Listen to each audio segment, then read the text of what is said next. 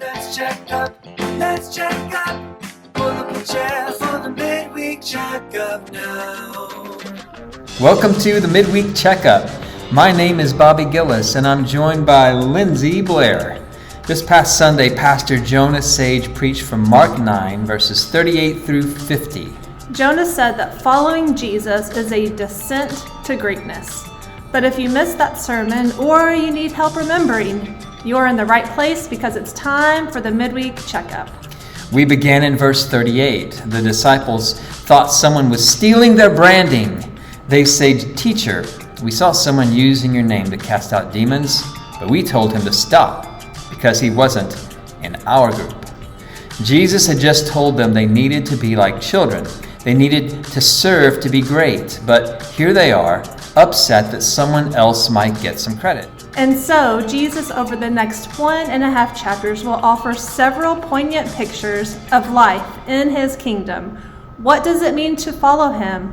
What does it actually look like? And underneath it all is Jesus answering the question, what does true greatness look like? Jesus never rebukes them for wanting to be great, but he says, your way won't work. Instead of becoming impressive, you must become like a child. It was startling for Jesus to tell his disciples they had to become like children. But then he flips it around and says, not only do we have to cultivate a childlike posture, but we also have to protect the most vulnerable. Not exploit, not overlook, but protect. According to Jesus, it's better to be thrown into a lake with a huge rock around your neck than to hurt a little one. The family of God, kingdom living, is absolutely revolutionary. How many stories do we need to hear of people protecting the brand at the expense of the vulnerable and the voiceless? How many stories do we need to hear of men and women abusing our little ones in the name of Jesus? Our family does not exploit. Our family empowers and protects. Our family does not grasp for notoriety, nor does it cling to the brand, but we descend to greatness. This is the essence of the warnings that Jesus gives next. It's better to limp into holiness than to run into hell.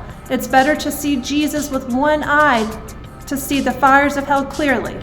Kingdom living is a descent to obscurity, a leveling of worldly divisions, a sharing of glory, a life of service and smallness, and a return to childhood.